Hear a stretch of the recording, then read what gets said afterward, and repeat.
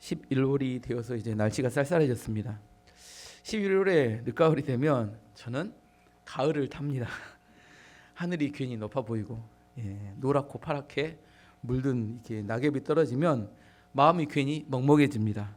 그리고 전국 농장에 가면 작물이 없는 걸 보면 마음이 또 허전해요. 11월에 이 감정의 기복을 이겨내는 방법은 무슨 일이 있어서 바쁘게 지내는 것이 가장 좋은 것 같습니다.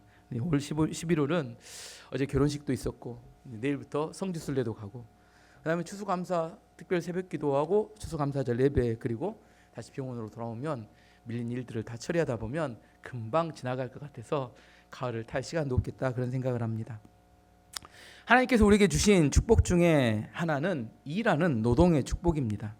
내가 누군가를 섬길 대상이 있고 그들의 필요를 채워주고 그들과 소통할 수 있다는 게 얼마나 큰 축복인지 모릅니다. 저는 저를 기다리고 있는 환자들이 있는 게 참 좋습니다. 그리고 제가 이렇게 설교할 수 있는 교회가 있는 게 참 하나님께 감사합니다. 갈라디아서는 우리가 붙들고 우리가 믿고 있는 믿음, 복음이 진짜냐 가짜인지를 구분해주는 시금석과 같은 성경입니다. 이 시대는 가짜들이 너무나 많습니다. 겉으로 사람 눈으로 속여서 마치 진짜인 것처럼 보이지만 실제로는 가짜인 경우가 많습니다. 가짜 뉴스, 사람들을 선동하기 위해서 퍼뜨리는 가짜 뉴스가 있습니다. 할 수만 있으면 제목을 어떻게 잡아요? 자극적인 제목을 통해서 사람들의 관심을 끕니다. 사기꾼들, 자기의 이익을 위해서 그럴싸한 이야기를 합니다. 그런 말과 행동이 그런 사람들은 말과 행동이 다릅니다. 상황에 따라 말이 계속 바뀝니다. 인위적이고 과장된 말을 합니다. 가짜 희망 고문이라고 합니다. 이루어지지 않을 일인데 꼭 이루어질 것처럼 이야기해서 사람들의 마음 가운데 뭘 줘요? 기대감을 잔뜩 부풀어 줍니다. 요즘 가짜 상품도 많습니다. 너무 싼데 항상 하는 말이 뭐예요? 마지막 기회라. 이것만 사면 좋다고 하는데 덜컥 사고 나면 가짜인 경우가 많습니다. 교회 안에도 가짜들이 있습니다. 믿음이 없는데 결혼하기 위해 교회에 들어와서 믿음 있는 척 흉내내는 사람도 있습니다. 교회 다닌다고 다 신앙인은 아닙니다. 그 영어로 뭐라고 하냐면 시트워머라고 해요. 시트워머. 방석만 따뜻하게 하는 사람. 썬데이 크리스찬. 일요일날 와서 방석을 따뜻하게 하는 그런 사람들을 일컬어 하는 말인데 우리에게 있어서 born again 크리스찬, 거듭난 그리스도인이 되어야 한다 성경은 이야기합니다. 사람들은 이단에 속하지 않는 것에 매우 관심이 많습니다. 하지만 이단에 속하지 않는 게 중요한 게 아니라 내가 거듭난 그리스도인이 되는 게 매우 중요합니다. 거듭난 그리스도인들만 천국에 갈 수 있기 때문입니다. 요한복음 3장 3절 말씀 보시면 예수께서 대답하여 이르시되 진실로 진실로 내게 이르노니 사람이 거듭나지 아니하면 하나님의 나라를 볼 수 없느니라 이렇게 이야기합니다. 거짓말 중에 또 하나 이렇게 예를 들어보면 연금이 있으면 연금, 우리 국민연금도 있고 퇴직연금도 있고 개인연금, 연금이 있습니다. 요즘 전 세계 많은 나라들이 연금 개혁을 하기 위해서 갈등을 하고 있습니다. 근데 어느 나라든지 연금 개혁을 하겠다고 한 정부는 다 바뀐다고 합니다. 왜냐하면 국민들은 뭘 싫어해요? 연금 개혁을 매우 싫어한다고 합니다. 매우 싫어해요. 우리 프랑스도 최근에 총리가 연금 개혁을 하겠다고 해가지고 총리가 바뀌었습니다. 우리나라 이 정부, 이재명 정부는 내년부터 연금 계획을 해서 실행합니다. 2026년부터 2033년까지 국민연금을 0.5%씩 올려서 지금 9% 내고 있는데 물론 직장에서 4.5%, 개인이 4.5% 내는데 그다음 2033년에는 13%로 올려서 개인 6.5%, 그 직장 6.5%에서 연금 개혁이 내년부터 직장도 부담이 되고 개인도 부담이 되지만 어쨌든 연금 개혁을 합니다. 근데 이런 개혁을 하면 얼마나 좋아질까 통계를 내봤더니 연금 고갈 시점이 2055년에서 2060년으로 5년 늘어난다고 합니다. 많이 늘어난 것 같은데 5년 늘어납니다. 왜냐하면 생산 인구가 계속 줄어들고 있기 때문입니다. 저출산의 문제는 우리나라만의 문제는 아닙니다. 선진국 대부분은 저출산 때문에 이미 연금이 고갈돼 버린 나라들도 많고 선진국들은 연금이 고갈을 향해 가고 있는 나라도 많습니다. 선진국에서 연금 개혁을 하려고 계속해서 하다가 정권이 바뀌면서 뭐 했냐면 연금 개혁을 하지 않으면서 연금 개혁을 한 것 같은 효과를 낼 수 있는 방법을 찾아냈어요. 연금 개혁은 안 했습니다. 하지만 연금 개혁을 한 것 같은 효과를 내는 방법이 있어요. 국민들이 연금을 낼 때는, 국민연금을 낼 때는 많이 돈을 내지만 받을 때는 적게 받게 하는 방법이 있어요. 드러나지 않는 방법입니다. 그게 뭐냐면 인플레이션입니다. 물가를 높게 유지하면, 돈을 많이 풀어서 물가를 높게 유지하면 내가 낼 때 10만 원이었는데 이게 받을 때 20년 뒤에 만 원 가치도 안 되게 물가를 쭉 인상해 버리면 나중에 사람들이 20년 전에 생각할 때 나중에 한 3,400만 원 부부 합산 연금 받으면 먹고 든든하게 이렇게 살 수 있겠다 생각했는데 나중에 봤더니 400만 원이 50만 원 가치도 안 되도록 물가가 꾸준히 인상돼 버리면 그렇게 됩니다. 물가 인상을 계속해서 유지하게 되면, 고물가를 유지하게 되면 연금이 다 녹아내린다고 합니다. 그래서 나중에 국가는 연금 개혁을 하지 않더라도 연금 개혁을 한 효과가 나타납니다. 미국은 지금 엄청나게 채권을 발행해서 돈을 막 빚을 지고 있어요. 일본은 전 세계 부채가 가장 많은 정부입니다. 영국, 프랑스, 이탈리아 뭐 난리입니다. 돈푼이라고. 근데 이제 중국과 한국도 이 돈풀기에 동참했습니다. 물론 직간접적으로 경제를 살리기 위해서 돈을 푼다고 하지만 돈의 가치가 점점 하락하면서 우리의 미래에 받을 수 있는 연금은 정해졌어요. 연금이 정해졌는데 물가는 해년마다 국가에서는 2%, 3% 올랐다는데 우리가 느낄 때는 몇 프로 올라요? 20% 이상 오릅니다. 통계 자체가 약간의 문제가 있기 때문에, 안 넣는 통계들이 있기 때문에 실제 느끼는 물가 인상률과 물가가 올라갔다는 거하고는 차원이 다릅니다. 또 하나, 물가 인상의 또 다른 효과 중에 하나는 연금으로 노인들이 생활을 못하기 때문에 노인들이 다시 일을 얻기 위해서 노동시장으로 나온다는 겁니다. 이거 정부가 의도하는 겁니다. 이렇게 이런 거예요. 나는 60세가 되면 은퇴를 하고 싶은데 연금 받으면서, 근데 연금을 받고 생활을 하려고 했더니 너무 돈이 적어요. 그럼 뭐 다시 어떻게 해요? 다시 일하러 나오게 해야 되는데, 일하세요 오면 일을 안 하잖아요. 근데 물가를 인상해서 연금으로 생활할 수 없으면 다시 한번 일하러 노동시장에 나오게 된다고 합니다. 뭐 유튜브에서 보면 500만 원 연금을 받을 수 있도록 세팅을 해놓으면 노후가 든든합니다 하는데 제 생각에는 그렇지 않을 가능성이 높다고 생각합니다.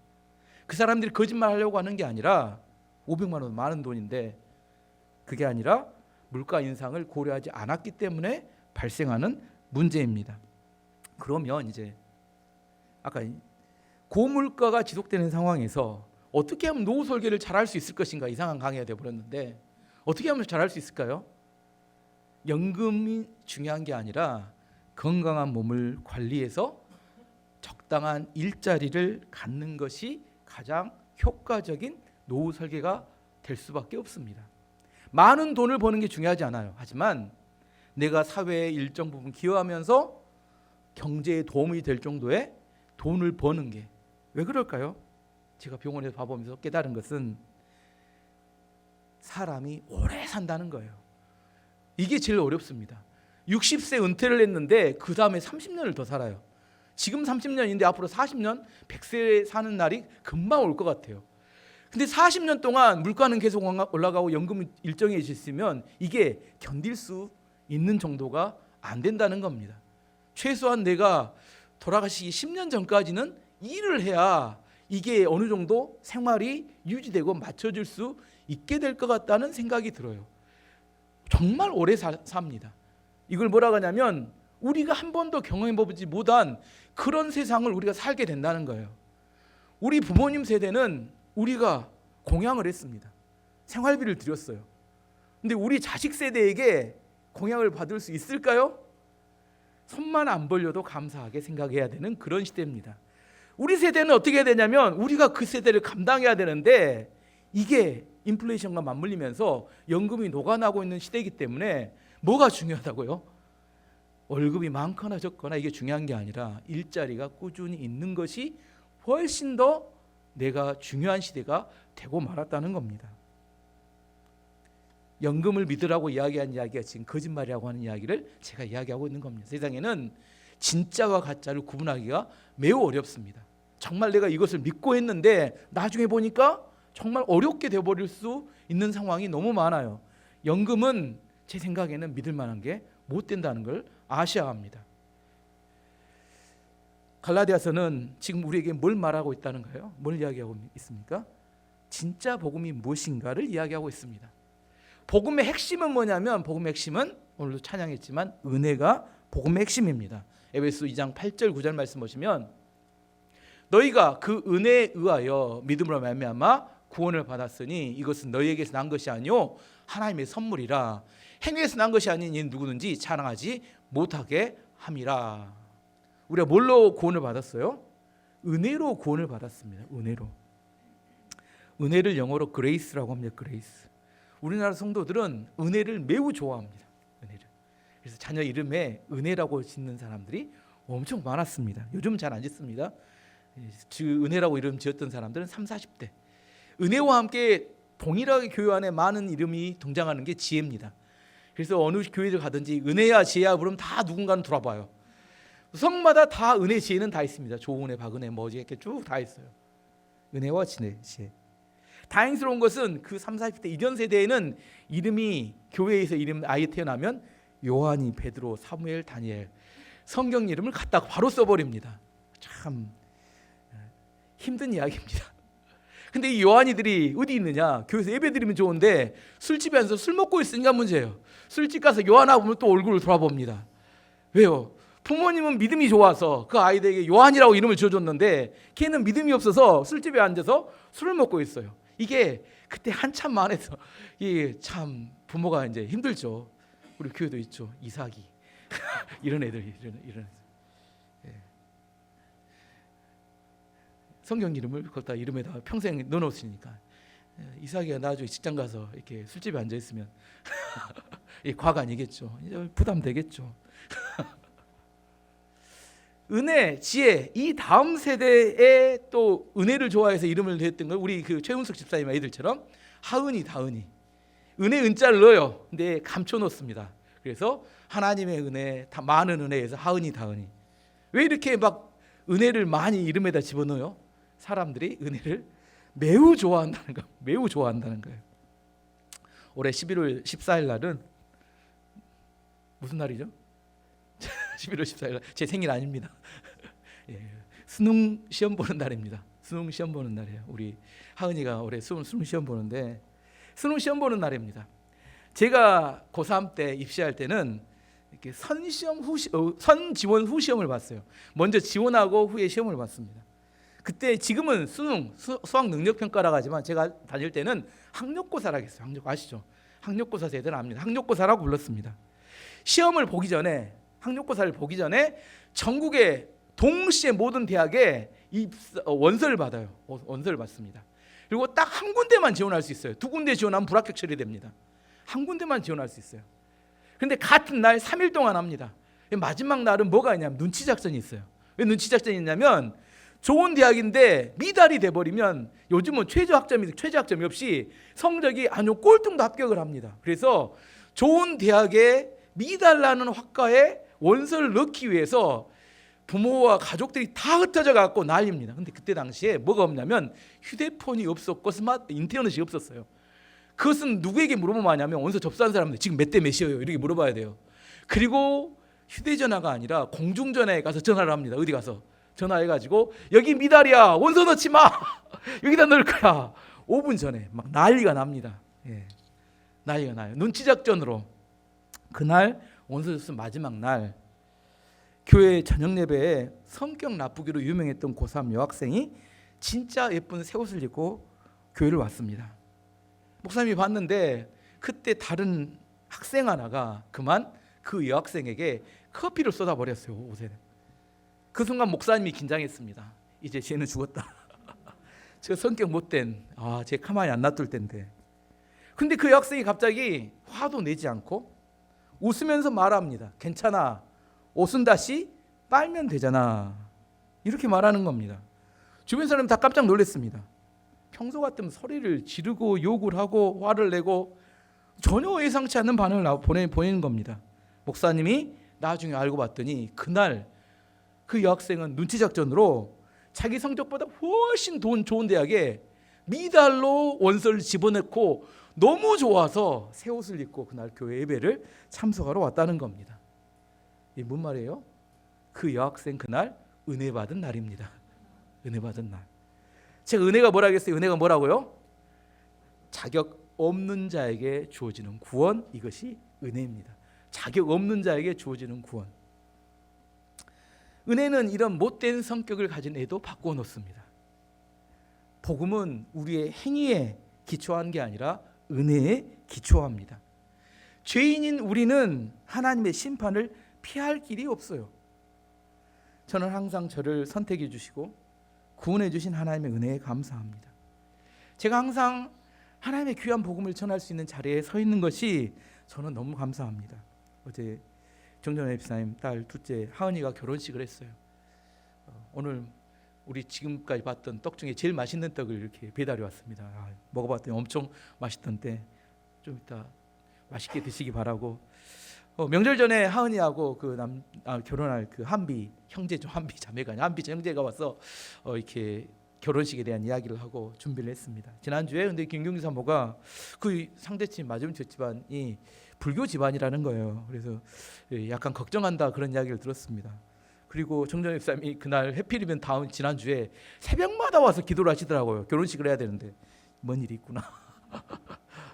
매일처럼 한 월요일 화요일만 기도하셨는데 토요일까지 빼지 않고 기도를 하러 오세요. 간절하시는 문제가 있구나 그런 생각을 했습니다. 결혼식장에 대해서 가봤더니 정정희 집사님은 환하게 웃으시는데 결혼해야 될 하은이는 얼굴 표정이 어두워요. 뭔 일이 있는지 모르겠는데. 그리고 이렇게 그 주례를 하러 올라왔는데 일단 크리스찬이 아닌 불교 집안 한쪽. 그럼에도 불구하고 하나님이 결혼을 어떻게 계획하셨으며 결혼의 의미가 무엇인지에 대해서 분명하게 전하고 왔습니다. 걱정했던 것처럼 소란스럽지 않았고 떠들지 않았고, 물론 호응은 잘 안 해줬지만 조용히 하나님의 설교를 잘 들어주었습니다. 저는 교회 안에 있는 여러분에게 복음을 전하는 것도 귀한 거지만 한 번도 복음을 들어보지 않은 사람들, 언제 절에 다녔던 그분들이 교회 결혼에 대한 이야기, 이런 설교를 복음을 들어볼 수 있었을까? 제가 그 자리에 서서 그들에게 복음을 전할 수 있는 것, 이게 저에게 귀한 특권이자 감사한 내용이었습니다. 내일 저는 성지순례를 갑니다.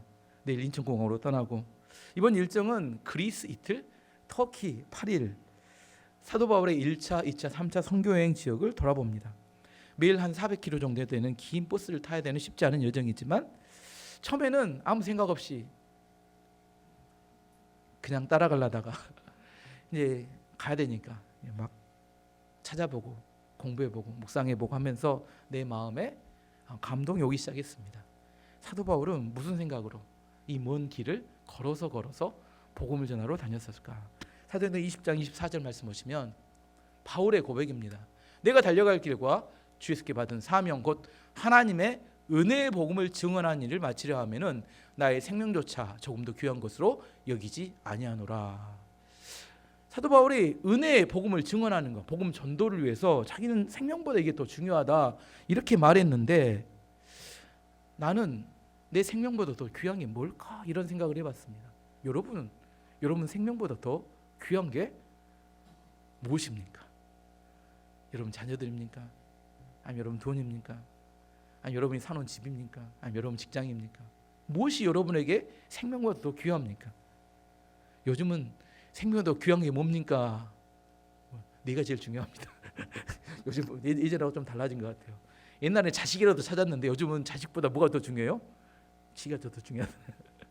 예. 그런 생각이 들었어요. 사도 바울이 생각할 때 자기 생명보다 더 귀한 게 하나님의 은혜의 복음을 증거하는 거였는데, 이게 내가 이해하고 있나? 나는 지금까지 목회를 20년을 해왔는데 말마다 설교를 하는데 이 부분에서 이번 성지순례를 가면 이 돌아다니면서 힘들겠지만 사도 바울이 가졌던 자기 생명보다 귀하다고 생각했던 복음을, 하나님의 은혜를 증거하는 거, 이게 정말 내가 이해가 될 수 있으면 좋겠다. 나는 이해하고 이걸 전했을까 하는 생각을 해보게 됩니다.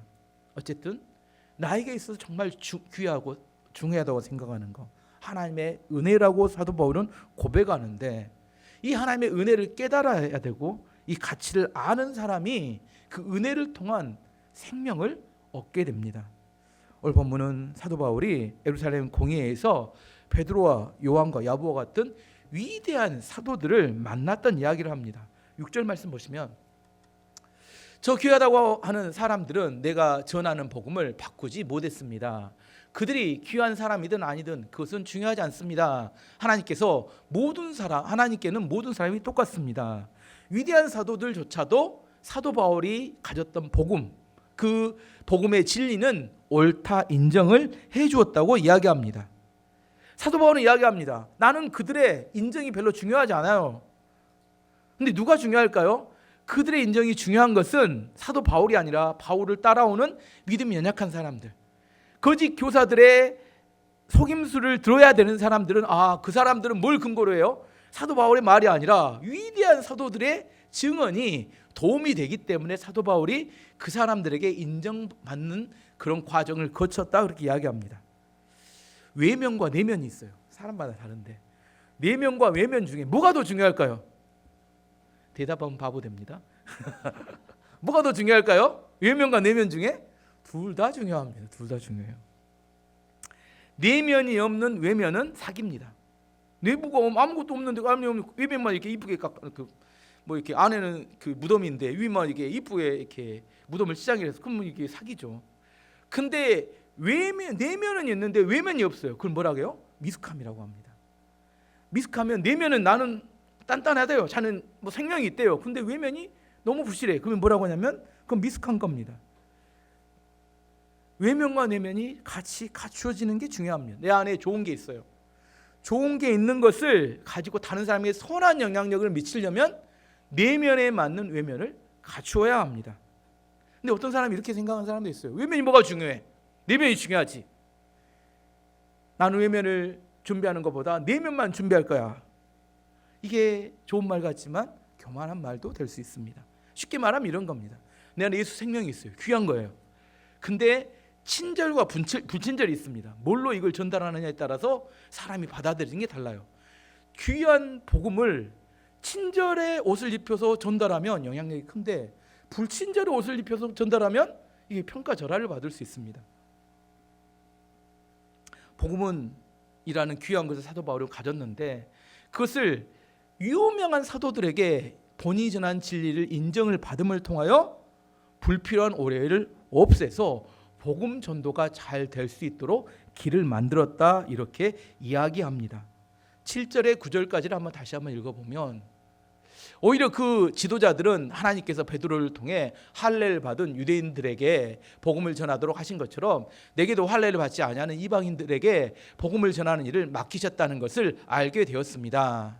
하나님께서는 베드로에게 유대인을 위해 사도로 일할 권리를 주셨고, 내게는 이방인을 위해 사도로 일할 권리를 주셨습니다. 지도자로 인정받던 야고보와 베드로와 요한은 하나님께서 내게 주신 특별한 은혜를 깨닫고 바나바와 나를 인정했습니다. 그리고 그들은 바울과 바나바여, 그대들은 이방인에게 가십시오, 우리는 유대인에게 가겠습니다 라고 말했습니다. 위대한 사도들이, 우리는 유대인에게 복음 전할 테니까 당신은 이방인에게 복음을 전하십시오. 우리가 같은 복음을 가졌지만 전하는 대상이 다릅니다, 이렇게 이야기했다는 거예요. 복음에는 두 가지 특성이 있는데, 통일성이 있고 다양성이 있습니다. 통일성에는 뭐냐면 우리가 믿는 믿음이 동일하다는 거예요. 뭘 믿냐면 예수님의 십자가의 은혜를 믿습니다. 이걸 다르면 안 돼요. 예수님의 십자가의 은혜를 믿습니다. 이게 중요합니다. 내가 예수님의 십자가의 은혜를 믿는가, 이건 매우 중요한 이야기입니다. 종교 통합을 주장하는 WCC라는 단체는 불교, 천주교와 화합하자 이렇게 이야기해요. 근데 불교, 천주교와 통합하는 게 아니라 그 모임에 무당이 와서 살풀이 구슬합니다. 무당이 와서 귀신을 섬기는 무당과 기독교를 믿는 기독교인들이 하나가 될 수 있을까요? 어떻게 생각하세요? 이게 하나가 될 수 있을까요? 하나가 안 되죠. 화합과 하나됨이란 이름으로 가지고 어느 종교든지 다 받아들이자, 우리가 하나되자, 평화하자 이렇게 이야기하는데, 그때 뭘 없애버려요? 우리가 믿는 기준을 무너뜨려 버립니다. 우리는 뭘 믿는다고요? 예수님의 십자가의 은혜로 구원받는다. 이 정확한 믿음을 바탕으로 하나가 되는 겁니다. 교회가 존재하는 이유는, 교회가 하나됨을 유지하는 이유는 이 믿음을 기초로 하나가 되는 거지. 누구나 다 와도 좋습니다. 누구나 다 와도 좋지만 뭘 기준으로? 이 믿음으로 하나가 되자는 이야기지. 누구나 다 와서 여기서 굿하고 여기서 뭐 이렇게 목탁 두드리고 이렇게 하자는 이야기는 아닌 거죠. 요즘 하나 되자는 이야기 안에, 하나 되자는 이야기 안에, 그 안에 독소 요소가 많이 있는 걸 보게 됩니다. 기독교가 하나 된다, 이 안에는 배타성을 포함하고 있어요. 하나됨과 아닌 것에 대한 분명한 기준이 있을 때 우리가 하나 되는 겁니다. 교회가 하나 될 때 아무나, 믿음이 없는 사람도 다 하나 된다는 게 아니라 우리는 정확한 예수 그리스도의 십자가의 은혜를 믿는 믿음 안에서 하나 된다는 것을 의미합니다. 반면에 다양성이란 몸에 다양한 지체가 있듯이 이 동일한 믿음을 가졌다면 그 옷은 다양한 옷을 입을 수 있다는 겁니다. 유대인들은 구약의 율법이 중요했어요. 유대인들이기 때문에. 하지만 이방인들은 구약의 율법이 중요하지 않습니다. 유럽에서는 예배를 드릴 때 유럽 교회들은 어떻게 예배를 드렸냐면 파이프 오르겐이 있어야 예배예요. 파이프 오르겐이 없는 우리 교회는 예배가 아닙니다. 이게. 우리는 뭘로 예배를 드려요? 피아노도 없어요. 신디와 드럼과 기타로 예배를 드립니다. 이게 예배 맞나요? 이 문화적 차이라는 겁니다. 신디와 기타와 키보드를 가지고 예배를 드려도 예배를 맞아요. 아프리카에서 어떻게 예배를 드릴까요? 아프리카에서는 아프리카 전통 의상을 입고 옵니다. 예배 시간에. 그리고 춤을 춰요. 여러분 춤 안 추시잖아요. 춤을 추고 아프리카 전통 의상을 입어요. 문화마다 같은 복음이지만 예배의 형태가 달라질 수는 있습니다. 이걸 다양성이라고 합니다. 근데 다양성을 다름이라고 생각하면 이게 또 어려워요. 저 사람은 다양성인데 내가 그래서 뭘 확인하는 거예요? 우리가 무엇을 믿는지 그걸 확인되면 우리가 하나 될 수 있는 겁니다. 다양성 속에서. 그래서 복음에는 두 가지 특성이 통일성과 다양성이 있는데 이걸 잘못 이해하면 계속 갈등하고 싸웁니다. 나하고 똑같이 해야 그 사람은 내가 받아들일 수 있다고 생각하면 참 어렵게 되죠. 근데 뭘 우리가 하나됨으로 받아들여야 돼요? 동일한 믿음이 있는지, 예수 그리스도의 십자가에 대한 은혜를 믿는 믿음이 있는지, 그게 중요합니다. 말씀이 결론입니다. 복음에 있어서 가장 중요한 거, 갈라디아에서 가장 중요하게 이야기하는 게 뭐라고요? 은혜입니다. 뭐라고요? 은혜. 은혜를 잊으면 안 돼요. 갈라디아서를 다 들었는데 은혜가 뭔지 모르겠다 그러면 헛들은 겁니다. 은혜를 모르면 은혜가 뭐냐? 제가 계속 이야기할 은혜는 포동이 품꾼에 오후 5시에 온 사람은 오후 5시 이해하세요. 아침 일찍 온 사람이 오후 5시에 온 사람, 1시간밖에 일을 안 했는데 하루 품삯을 줘가지고 너무 기쁘고 감사한 사람. 또 누구예요? 오늘 이야기한 사람? 눈치 작전으로 미달로 대학에 합격한 사람. 그날 그 애는 정말 너무 기분이 좋은 거야. 미달로 합격한 사람, 이게 은혜 받은 사람이에요. 나는 내 점수보다 떨어진 대학을 이렇게 훨씬 더 힘든 대학을 가서 나는 은혜가 없어. 이게 어려운 거죠. 사실은 우리는 뭐요? 정말 이렇게 뭐 구원받을 이렇게 대상이 아니었는데 그런 자격이 없었는데 하나님은 우리에게 은혜를 주셔서 내가 구원받고 하나님 앞에 사역하게 된 그런 믿음의 사람이 되었다. 이게 그렇게 받아들일 때 우리가 감사와 기쁨 가운데 살아갈 수 있게 되는 겁니다. 저는 이번 한 주 여러분의 삶 가운데 은혜가 흘러넘치기를 바랍니다. 나에게 주어졌던 모든 상황에서 하나님께 영광 돌리고 열매 맺고 은혜로 승리하는 한 주가 되기를 축원합니다. 자, 함께 기도하도록 하겠습니다.